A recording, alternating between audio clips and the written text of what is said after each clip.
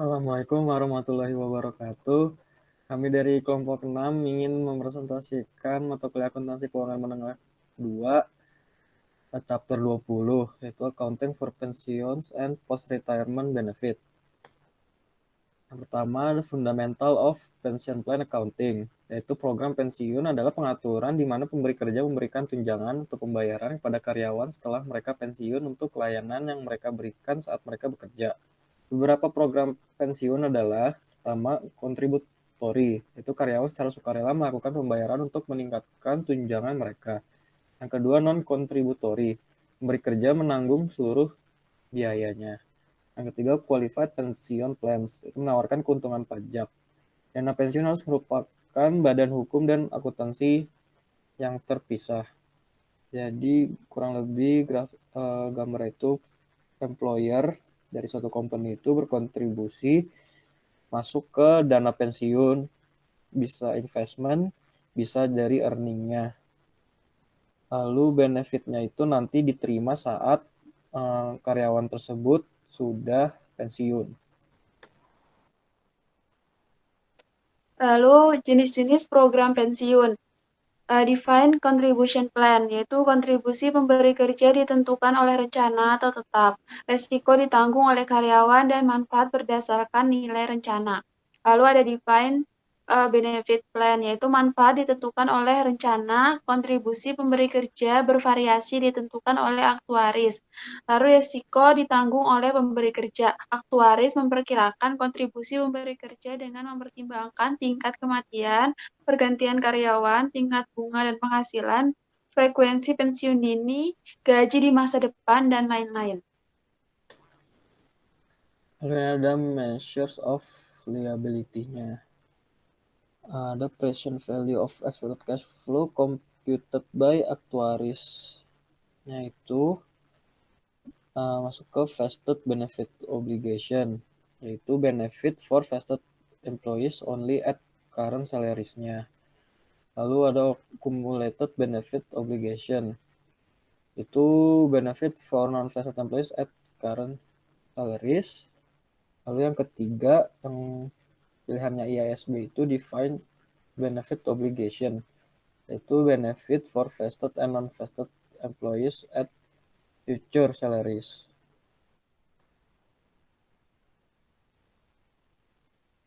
Lalu ada komponen of pension cost, yaitu service cost, net interest, dan remeasurement. Jadi di sini service cost dan net interest itu masuk ke net income, sedangkan remeasurement-nya itu masuk ke other comprehensive income. Service cost atau biaya layanan adalah biaya layanan saat ini atau biaya layanan masa lalu.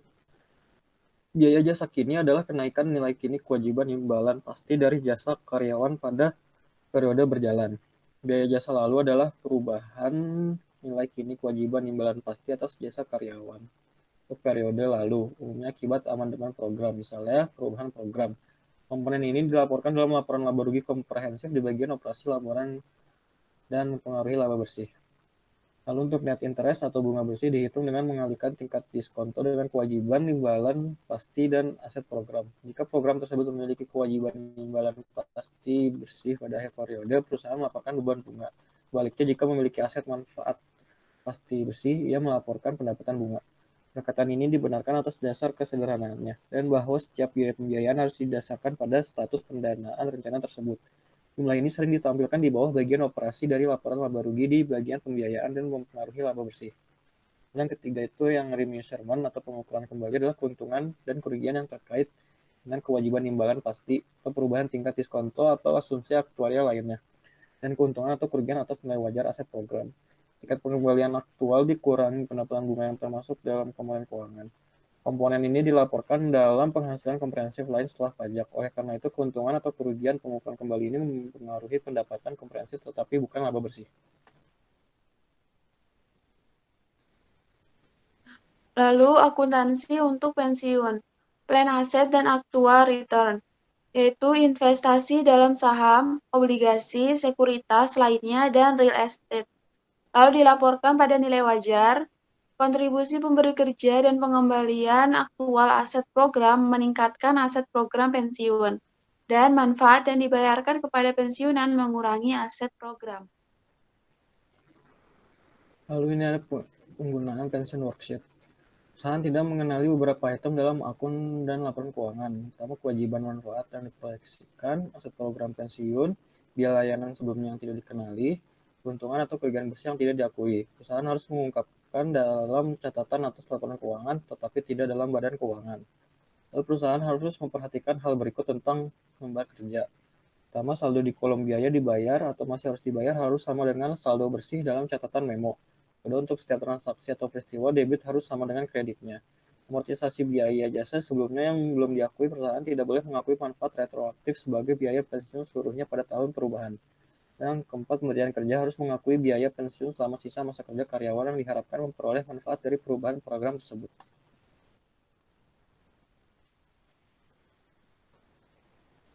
Lalu di sini ada post service cost-nya, yaitu perubahan nilai kini kewajiban imbalan pasti sebagai akibat dari amandemen rencana atau curtailment. Lalu beban biaya jasa lalu selama periode amandemen atau curtailment.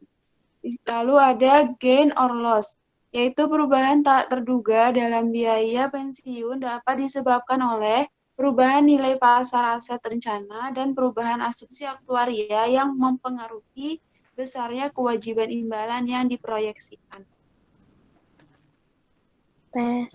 Oh, ini ada other post retirement benefit. Ada item yang pertama funding, pensiunnya itu ntar generally funded tapi healthcare benefitnya generally not funded. Lalu yang kedua benefit, pensiun well defined and level dollar amount. Healthcare benefitnya generally uncapped and great variability. Lalu beneficiary itu pensiunnya retiree, maybe some benefit to surviving spouse. Untuk healthcare benefitnya retiree, spouse, and other dependent. Lalu ada benefit payable. Untuk pensiunnya monthly, untuk healthcare benefitnya as needed and used. Lalu yang terakhir predictability.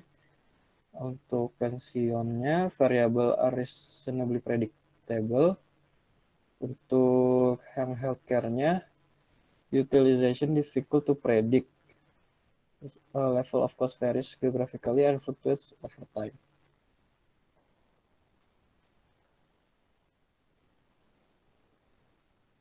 Lalu masuk ke pembahasan soal.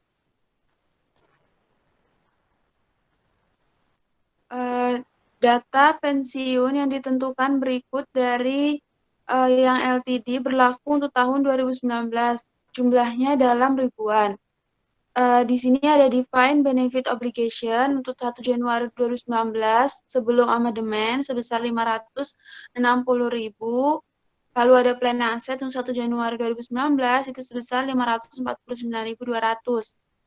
Pensiun liabilities sebesar 13.800 pada tanggal 1 Januari 2019 yang LTD through plan amendment grants past service benefit having a present value sebesar 120.000, sedangkan diskon atau interest rate-nya itu 9%, service cost-nya 58.000, contribution funding sebesar 65.000, aktual return on plan asetnya 49.158, dan benefit paid to retirees sebesar 40.000. Instruksinya, untuk tahun 2019, siapkan lembar kerja pensiun untuk yang LTD yang menunjukkan entry jurnal untuk biaya pensiun dan saldo akhir tahun pada akun pensiun terkait. Jawabannya, ini perhitungan untuk actual return-nya on plan asset. Jadi, fair value of plan asetnya pada tanggal 31 Desember 2014 itu sebesar 2.725.000, sedangkan fair value pada 1 Januari 2014 itu sebesar 2.400.000, sehingga terdapat increase pada fair value of plan aset tersebut sebesar 325.000. Nah, dikurang dengan contribution to plan during 2014-nya itu sebesar 280.000 dan dikurangi juga benefit paid during 2014 itu 350.000 sehingga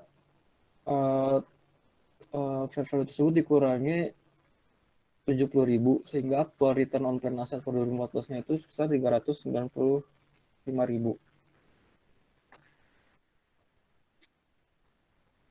Lalu di sini ada untuk problem 27.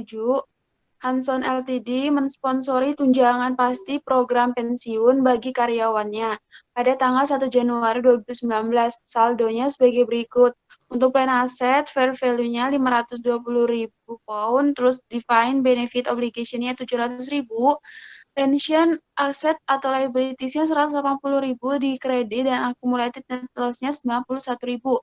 Sebagai hasil dari operasinya rencana tersebut selama tahun 2019, aktuaris menyusul data tambahan pada 31 Desember 2019, yaitu service cost untuk tahun 2019 $108.000, 180.000 pound. Terus discount atau interest rate-nya 9%. Actual return on plan asset in 2019-nya 48.000 dan contribution tahun 2019-nya 133.000 dan benefit paid retirees in 2019-nya sebesar 85.000. Untuk jawabannya ini dibuat pension worksheet-nya itu dimulai dari balance awal Januari 1 2014-nya itu dicatat di pension asset liability 180.000 kredit dengan memory cord, projected benefit obligation-nya itu 700.000 di kredit dan plan asetnya itu 520.000 di debit. Lalu ada service cost sebesar annual pension expense-nya itu 108.000 dan projected benefit obligation-nya itu 108.000 di kredit. Untuk interest cost itu dicatatnya di annual pension expense sebesar 63.000 di debit, kreditnya masuk ke projected benefit obligation. Lalu untuk actual return debitnya itu di plan aset 48.000, kreditnya di annual pension expense. Lalu adanya unexpected loss itu sebesar 4.000 dicatatnya debitnya di OCI gain or loss sebesar 4.000, kreditnya di annual pension expense. Lalu ada juga amortization of PSC di catatnya itu debitnya di OCI prior service cost 25.000 itu di kredit, debitnya di annual pension expense. Lalu ada juga amortization of loss-nya itu dicatatnya pada debitnya di annual pension expense, kreditnya di OCI gain or loss. Lalu ada contribution, debitnya itu plan asset 133.000, kreditnya di cash 133.000 juga. Lalu ada benefit dicatat debitnya di projected benefit obligation, kreditnya pada plan asset sebesar 85.000. Sehingga journal entry for 2014 itu debitnya yang pertama ada annual pension expense sebesar 146.000, lalu OCI gain or loss 1.900 dan pensiun aset liability-nya 10.000. Pada kreditnya itu ada pada cash 133.000 dan service cost 125.000. Lalu accumulated OCI pada 31 Desember 2013 atau tahun sebelumnya itu ada service cost sebesar 81.000 di debit dan OCI gain or loss-nya ada 91.000 di debit. Sehingga balance pada 31 2014 itu OCI prior service cost-nya itu ada 56.000 di debit, OCI gain or loss-nya ada 92.900 di debit, lalu pension aset atau liability-nya ada 170.000 di kredit, lalu projected benefit obligation-nya itu sebesar 786.000 di kredit, dan plan asetnya sebesar 616.000 di debit. Sekian presentasi dari kami, kurang lebihnya mohon maaf. Wassalamualaikum warahmatullahi wabarakatuh.